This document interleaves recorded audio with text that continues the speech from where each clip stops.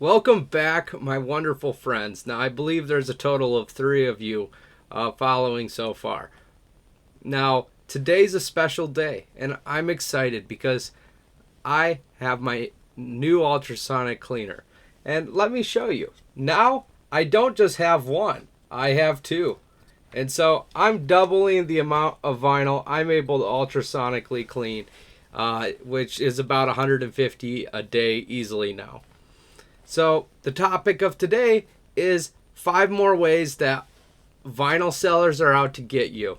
Now, you know that I have a lot of industry experiencing selling thousands of records over the past few years.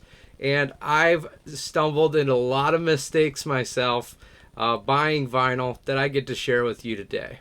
So, we're going to first discuss three that you see online. The first being vinyl auctioneers. Now, vinyl auctioneers, I auction vinyl myself, but there's some guys in the game that are not so nice as me. So, if you want to buy vinyl from a great seller, my store link on eBay is in the description. But let me tell you that some of the vinyl auctioneers, they don't do it anything like me. See, here at Fading Petals, we like to put the grade, the pressing, and ultrasonic clean the vinyl before we sell it. This one I wouldn't sell because it's an unofficial press, essentially a bootleg, so you wouldn't want to do that. But it is a fun one to play, I must admit. And you can see, well, clean, good jacket, no sleeve, but in a jacket protector with a cardboard backing. So you got to make it desirable. But auctioneers, a lot of times, they're going to just throw the good stuff in. The bad stuff out, and throw a couple things that you might think are winners into the mix to get you to buy them. For example, I had an auction where I thought I was getting a few winners, and I got it, and there was spiderweb cracks on the winners. There was some warping, so a huge mistake.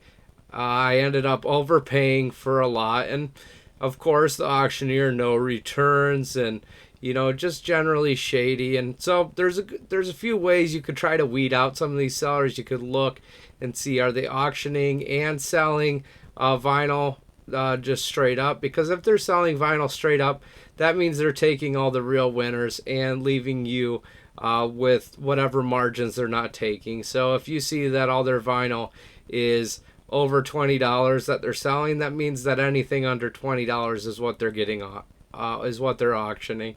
And I generally do that around the $15 to $20 mark as well. So my auctions tend to be a lot of good stuff, $10, $12, $15 stuff. But you can see that they're obviously trying to mislead you with the stuff that should be over that $20 threshold. So it could be cracked, it could be warped, or it could just be scratched up like crazy. So there's a few different ways that the auctioneers are going to get you. The second is just selling dirty products. Everything that we sell, it's ultrasonically cleaned. And I'm so excited to be able to say that we're going to be able to increase even more of our products. So, but if they're not selling a clean product, that means you have to clean it, or else you're not going to enjoy it. And then you're going to have to put it in a new inner sleeve and a new jacket. So if they're not doing all the cleaning, there is a premium to that, and a premium that you shouldn't be paying. There should be a very big difference between well-cleaned products and just products that looked like they're laying in a garage and they threw them up for sale. And now the third is trying to redirect you. So if there's a seller and they're trying to get you to go to Instagram or something, they're trying to pull you to different venues, and this is dangerous. One, if you have somebody trying to say, well, just pay me on Venmo or something, that's a scam, and I've even seen that. But you also could have, I remember one seller, he kept on doing these little stacks over and over and over again. How much would you pay for this stack? Let me flip through these. How much would you pay for this stack? Let me flip through these. And it was just all to just mislead you on price and try to gouge you over every little bit. See, if you're buying in bulk, especially from a local seller, and they're trying to get you to, negotiate per bundle, and then they try to get you to raise the price on that bundle. I mean, you're just getting totally decimated when when it's time to price out the entire lot that you're buying. So just be wary of sellers like that. If they're getting all like very weird about the sale, it's definitely time to say, well, they're probably a little bit shady, and just to avoid them. Now, this can go also, that one is a mix of online and in person, but these next two, they're in person. And this one, if they start telling you a story, and everybody loves a good story, but I have a few people that sell to me, and they're constantly giving me a great story, and it's like, just stop. I don't need a great story all the time. You're trying to help the community, great. You're trying to help a buddy in the Army, I love it, but often I can tell that the collection, it's not original, and that's the thing. Everybody loves this idea of just something that they pulled out of their uncle's attic, but unless it has their uncle's name all over it, don't be believing these, and don't pay a premium just because you think it might be an original collection that's had one owner. The second one is sellers are trying to get you to pay silly prices for a stack of 45s. Oh, two for $1, come get all 400 of them.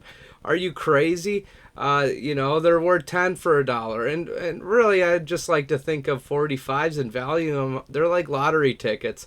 You could have 1,000,000,000 of them from the 80s, and they're not really worth a penny. And just give them away, or just put them in the LPs, and when people buy a Johnny Cash, they get a Johnny Cash 45. So that's what I do with a lot of my 45s, trying to create value for people. But if you're out there to collect 45s, just know, it's like lottery tickets, and don't overpay for them. And don't let somebody trick you into thinking that they should be even priced relatively close to an LP. And so with that, everybody, have a great day. And we'll catch up and get some more great videos in the next coming days. Bye now.